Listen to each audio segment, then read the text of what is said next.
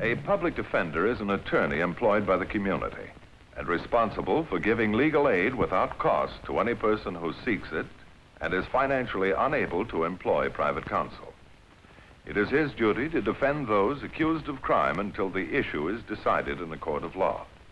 The first public defender's office in the United States was opened in January 1913. Over the years, other offices were opened. And today, that handful has grown to a network of lawyers cooperating to protect the rights of our clients. Just as in all sports, there's an axiom: they never come back. Johnny Hatton was an ex-champ who tried to break the jinx. Around the last turn is Mystic Star on the rail and Cash Register head and head. Limehouse is beginning to move on the outside. In the stretch is Mystic Star and Cash Register and Mystic Star. And here comes Limehouse on the outside. Uh-oh, there appears to be trouble between Johnny Hatton on Mystic Star and Eddie Barrows on Cash Register. Eddie Barrows is down. 15,000 witnesses had seen Johnny Hatton quirt rival jockey Eddie Barrows from the saddle. The latter was rushed to the hospital. Hatton was booked on a charge of assault with a deadly weapon. As he was without funds, his case was assigned to the public defender. Well, Johnny?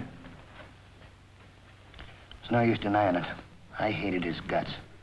But I didn't start the fight.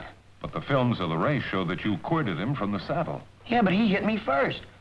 Ask some of the other jockeys. One of them must have seen it. The DA already checked. He has a witness who heard you threaten Eddie before the race. Did you? Well, I was pretty sore. I said a lot of things I didn't mean. You gotta believe that. I can't help until I know the whole story, Johnny. All right, Mr. Matthews, I'll level with you. You see, in this racket, you're only as good as your last race. And, well, I hadn't had a winner in months. And then last winter, I had that spill at Santa Anita. Yeah, I remember. Well, that got me to thinking, maybe I'd better get out while I was still in one piece. So, my wife and I opened a restaurant near the track. Johnny Hatton's Turf Club. Didn't last very long.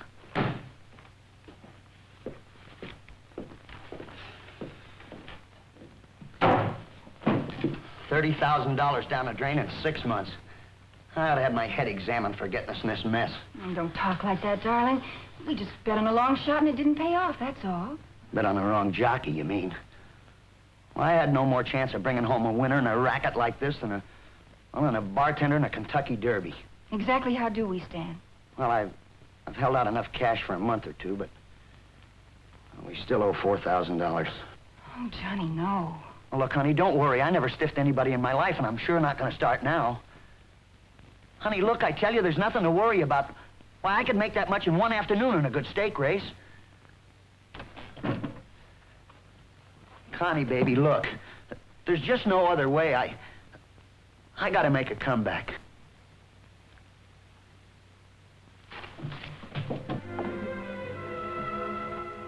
Is that what you really want? Well, sure, baby. It'll be a cinch. I've kept in good shape, and I'd like to be riding again in a week. But, honey, this time we're going all the way to the top. Oh, John, if you only knew how long I've waited to hear you say that.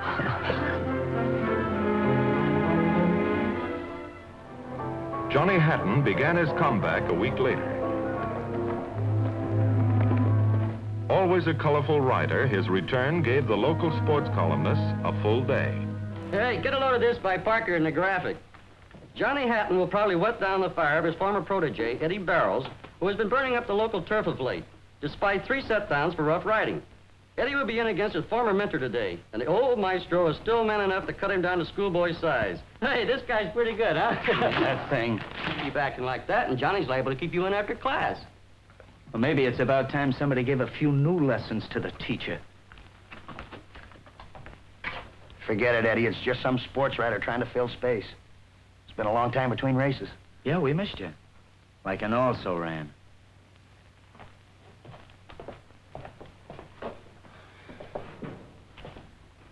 Johnny, don't let him get you down. Why, you were booting home long shots before he even knew which end of the horse came first. Is that what they told you when I was coming up? Well, it ain't exactly the same, Johnny. You see, I waited a little bit too long for my comeback. But you've got a lot of good years left. Yeah, sure. If I get by the first race. Oh, you can't miss, Johnny. Remember this? This is when you carried in the Derby in 37. Mm-hmm. But you see, after I won, I promised myself I'd never use it again until something as big as a Derby came along. Well, for me, it never came, Johnny. Now it's your turn.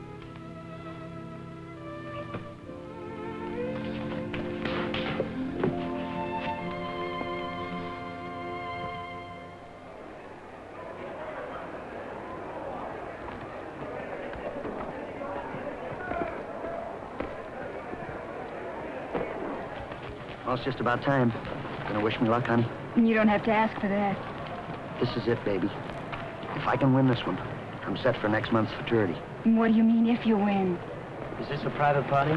Or can an old friend break in? Oh, hi, Eddie. Gee, it's good to see you again. Hi, Connie. Just like old times, isn't it? You, me, Johnny. Still back in the winter? Haven't I always?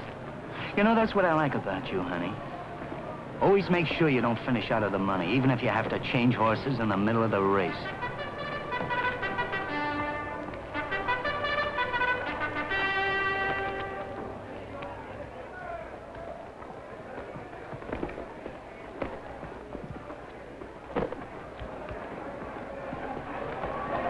The horses are almost in position. We might get a break at any moment now. They're off and running. At the start, it's McGrew breaking on top. Martyr's Pal is second. Tugboat is third. Jason's Trick is next. Robber Baron and Sword's Play. Come on, Johnny boy. Come on, boy.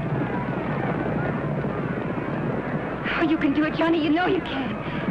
Get out of my way, Maestro! Move over, you crazy fool! It's McGrew out front by a length. Tugboat second. Martyr's Pal and Johnny Jason's falls. Trick.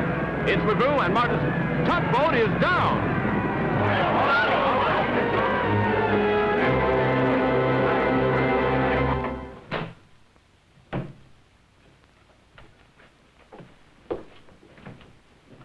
Hi, Johnny.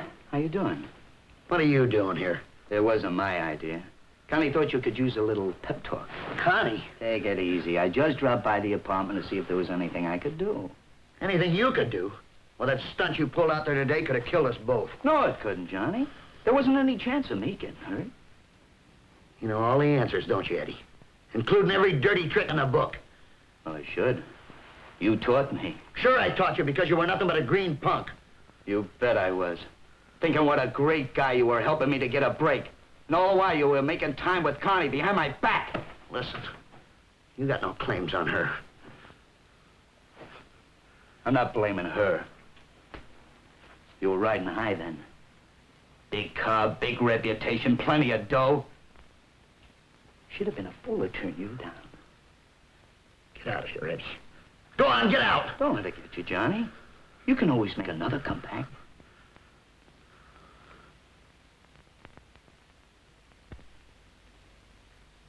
In his heart, Johnny Hatton knew there was no choice but to resume his ill-starred career.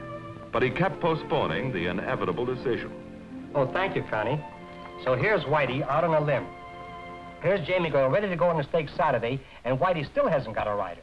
Well, that figures. Not even a glue factory would claim that nag. Oh, that's not fair. You haven't even seen the horse. No, but I've read the form sheets, and that's enough for me. All right. So she hasn't shown very much. But Whitey's been bringing her along nice and easy like. And now, Johnny, she's ready to go all the way.